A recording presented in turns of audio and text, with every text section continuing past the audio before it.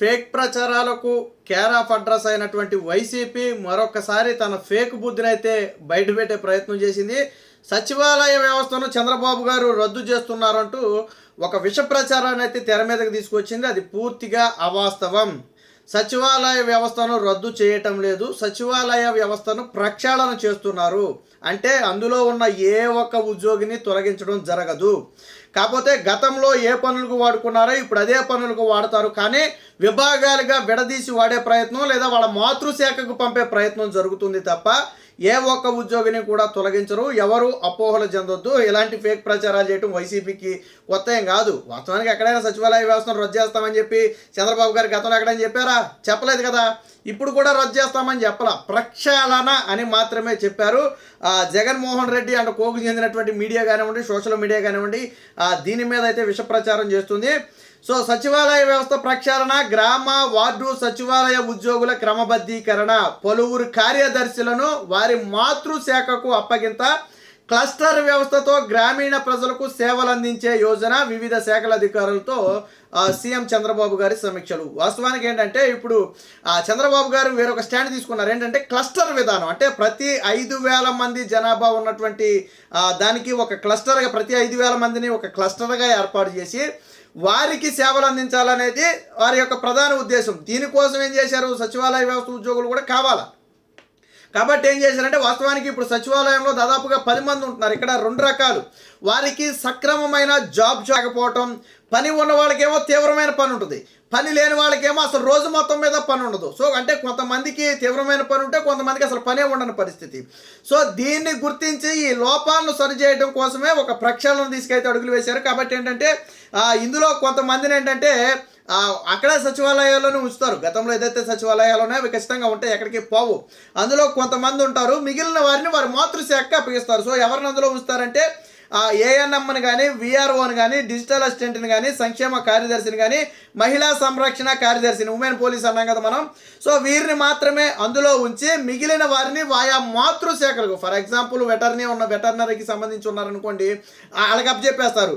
అలాగే అగ్రికల్చర్కి సంబంధించి ఎవరైనా ఉన్నారనుకోండి, దాన్ని అగ్రికల్చర్ డిపార్ట్మెంట్కి అప్పగిచ్చేస్తారు. సో అలా వారి మాతృ సంస్థకు వాళ్ళు దేనికైతే చెందుతారో వారికి ఇచ్చే విధంగా గ్రామ సచివాలయాలు చేస్తున్నారు. వార్డు సచివాలయాల్లో కూడా సేమ్ కొంతమందిని అందులో ఉంచి మిగిలిన వారిని ఏంటంటే పట్టణ పురపాలక శాఖకు అటాచ్ చేయాలనేది వాళ్ళ ప్రధాన ఉద్దేశం. అంతే తప్ప ఇందులో ఎక్కడా కూడా తీయాలనేది లేదు.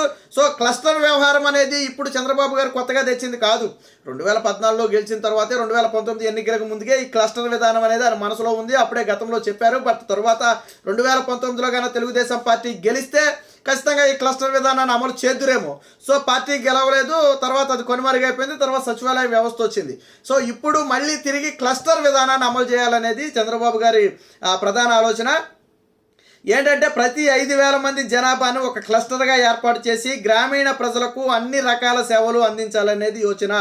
అప్పట్లోనే దీనిపై సమగ్ర ప్రణాళికలు రూపొందించారు. అది కార్యరూపం దాల్చకముందే వైసీపీ సర్కారు గ్రామ వార్డు సచివాలయాలను అయితే తీసుకొచ్చింది.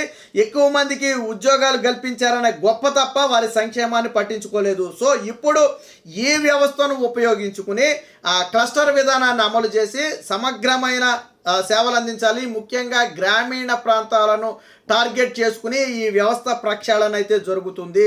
అంతే తప్ప వైసీపీ కానీ వైసీపీ మీడియా చెబుతున్నట్టు కానీ సచివాలయ వ్యవస్థ అనేది పూర్తిగా రద్దు కాదు. అందులో ఏ ఒక్క ఉద్యోగిని కూడా తొలగించడం అనేది జరగదు. సో ఇదే విషయాన్ని అయితే చాలా స్పష్టంగా చెప్పడం జరిగింది. సో మానవ వనరులు వృధా కాకుండా సేవలు అందించాలి అనేది కూటమి ప్రభుత్వ ప్రధాన లక్ష్యం. నేను ఇందాకే చెప్పాను, జాబ్ చార్టర్ అనేది వీళ్ళకి పూర్తిగా సచివాలయ ఉద్యోగులకి పర్ఫెక్ట్గా లేదు. పని ఉన్న వాళ్ళకేమో తలకు మించిన భారం అవుతుంది, పని లేని వాళ్ళకు రోజంతా ఖాళీగానే ఉంటున్నారు. దీన్ని ప్రక్షాళన చేయాలంటే అందరికీ సమాన పని ఉండాలి, మానవ వనరులు వృధా కాకూడదు. ఎవరైతే ఖాళీగా ఉంటున్నారో అని ఇప్పుడు మనం మాట్లాడుకున్నామో వారికి కూడా పని కల్పించాలి. ఆ ఉద్దేశంతోనే ఇప్పుడు ఈ వ్యవస్థ ప్రక్షాళన అయితే తీసుకురావడం జరిగింది. వాస్తవానికి జగన్మోహన్ రెడ్డి అనేక లోపభూయిష్ట నిర్ణయాలు తీసుకున్నాడు. సచివాలయ వ్యవస్థను తీసుకొచ్చాడు, ఓకే బాగానే ఉంది. ఒక్కొక్క చోట 10 మందిని పెడతానని అన్నారు, బాగానే ఉంది. బట్ వారికి పని విధానాలు కానివ్వండి, వారు ఏ విధంగా పని చేయాలి, ఎవరికి సేవలు అందించాలనే దాని మీద నిర్దిష్టమైనటువంటి విధానాలు రూపొందించకపోవడం వల్ల వచ్చినటువంటి సమస్యలు ఇవి. ఇదే సమయంలో ఏదైతే సచివాలయాల్లో రిజిస్ట్రేషన్లు ఉన్నాయో, దాన్ని పూర్తిగా రద్దు చేయమని చెప్పి చంద్రబాబు గారు చెప్పారు. మనం గతంలో కూడా దీని గురించి మాట్లాడుకున్నాం.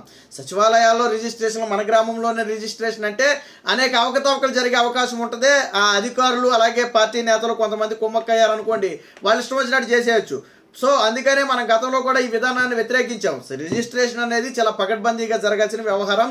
అది సబ్ రిజిస్టర్ ఆఫీసులో జరిగితేనే మంచిది. ఎందుకంటే అన్ని ఆధారాలతోనూ సబ్ రిజిస్టర్ ఆఫీసులో జరగటమే మంచిది. కానీ ఇప్పుడు దాని సచివాలయాలకు ఏదో మెరుగు చేయాలనే ఉద్దేశంతో సచివాలయాలకు తెచ్చారు. కానీ వాళ్ళ అసలు ఇంటెన్షన్ ఏంటంటే లోకల్లో ఉన్నటువంటి భూముల మీద కొనేసి అవసరమైతే ప్రభుత్వ భూములు కూడా వాళ్ళ పేరు మీద రాయించేసుకోవచ్చు. కాబట్టి ఈ రిజిస్ట్రేషన్ వ్యవహారాన్ని అయితే చంద్రబాబు గారు పూర్తిగా రద్దు చేశారు. ఇక మీదట సచివాలయాల్లో రిజిస్ట్రేషన్లు జరగవు. దీనికి సంబంధించి ఆదేశాలు కూడా జారీ చేయాలని చెప్పి అధికారులకు మన సమీక్ష సందర్భంగా కూడా చెప్పడం జరిగింది. సో ఒక విషయం మాత్రం చాలా క్లియర్, సచివాలయ వ్యవస్థను ప్రక్షాళన చేస్తున్నారు. పర్ఫెక్ట్ జాబ్ చాప్టర్ రూపొందిస్తున్నారు. ఎవరైతే సచివాలయాల్లో ఉండాల్సిన అవసరం ఉందో వారిని మాత్రమే సచివాలయాల్లో ఉంచి మిగిలిన వారిని వారి మాతృశాఖకు పంపే ప్రయత్నం జరుగుతుంది తప్ప ఇందులో ఎటువంటి లేదు. Social media, YCP social media మరీ బరిదెగించేసి ఈ మధ్యన ఇష్టం వచ్చినట్టుగా రాతలు రాస్తుంది. ఏమని రాస్తుంది? సచివాలయ వ్యవస్థ పూర్తిగా రద్దు. చంద్రబాబు నాయుడు గారు సచివాలయ వ్యవస్థ రద్దు అని ఎప్పుడైనా చెప్పాడైనా? వాలంటీర్ వ్యవస్థ రద్దు అన్నారు. వాలంటీర్ వ్యవస్థ కూడా రద్దు కాదు. వాలంటీర్లు కూడా తీసుకుంటారు. దానికి పూర్తి విధానాలు రూపొందించాల్సి ఉంది. ఎందుకంటే ఆల్రెడీ రాజీనామా చేసిన వాలంటీర్ల పరిస్థితి ఏంటి, ఇప్పుడున్న వాళ్ళ పరిస్థితి ఏంటి, కొత్త వాళ్ళని ఏ విధంగా తీసుకోవాలి, ఎంతమందికి ఒక వాలంటీర్ని పెడితే బాగుంటుంది? గతంలో 50 మందికి అన్నారు, ఏమో ఇప్పుడు 100 మందికి పెట్టవచ్చు, చెప్పలేము. లేదా ఇంకా 25 మందికే పెట్టవచ్చు, చెప్పలేము. సో ఒక విధానాలు రూపొందించాలి. దానికోసం సమయం పడుతుంది తప్ప వేరొక రీజన్ కానే కాదు. సచివాలయ వ్యవస్థ కానీ వాలంటీర్ వ్యవస్థ కానీ రద్దు అయ్యే అవకాశమే లేదు. ముఖ్యంగా సచివాలయ వ్యవస్థ అనేది రద్దు కాదు, అందులోని ఉద్యోగులను తొలగించరు. బట్ ఏంటంటే ఉద్యోగులను డివైడ్ చేసి వారి వారి మాతృశాఖలకు పంపే ప్రయత్నం జరుగుతుంది. వార్డు అంటే పట్టణాల్లో ఏదైతే ఉన్నాయో వార్డు సచివాలయాల్లో కూడా కొంతమంది ఉద్యోగులను అక్కడ చెట్టి మిగిలిన వారిని పట్టణ పురపాలక శాఖకి అటాచ్ చేసే అవకాశం ఉంది. వాస్తవానికి అది జరిగితేనే మంచిది. మీకు పట్టణ పురపాలక శాఖ అనేది చాలా పెద్ద వ్యవస్థ. సో అందులో ఉంటే మీకు ఇంకా హోదా ఎక్కువ ఉంటుంది.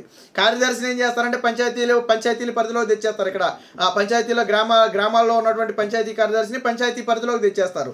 ఆ పంచాయతీ గ్రామీణ పంచాయతీరాజ్ శాఖలోకి తీసుకొచ్చేస్తారు. అలాగా వారిని ఆయా శాఖల్లోకి పంపితే మీకే బెనిఫిట్. వాస్తవానికి మీరు ఇప్పుడు ఈ పని చేసేది ఒక శాఖ పని, కానీ మీకంటూ కరెక్ట్ అయిన రికగ్నైజేషన్ లేదు. మీరు ఏ శాఖకి చెందిన వాళ్ళంటే సచివాలయ ఉద్యోగులు అంటున్నారు తప్ప మీరు ఏ శాఖకి చెందిన వాళ్ళు అనేది ఎవరికి తెలియంది. బట్ ఆయా శాఖల మాతృశాఖలకు కనుక మిమ్మల్ని అప్పగిస్తే ఎస్ మేము పంచాయతీరాజ్ శాఖకి చెందిన వాళ్ళం, మేము మున్సిపాలిటీ శాఖకి చెందిన వాళ్ళం అని చెప్పి, పట్టణ పురపాలక శాఖకి చెందిన వాళ్ళం అని చెప్పి చాలా స్పష్టంగా చెప్పుకోవచ్చు. మీరు అగ్రికల్చర్ డిపార్ట్మెంట్కి చెందిన వాళ్ళమనో ఏదో ఒకటి చెప్పుకోవచ్చు. సో ఆ విధానంతో చంద్రబాబు గారు ఆలోచన తెచ్చారు తప్ప ఇందులో ఎటువంటి విధానం లేదు. గతానికంటే మెరుగైన సేవలు అందించడం కోసమే ఈ నిర్ణయాలు తీసుకున్నారు.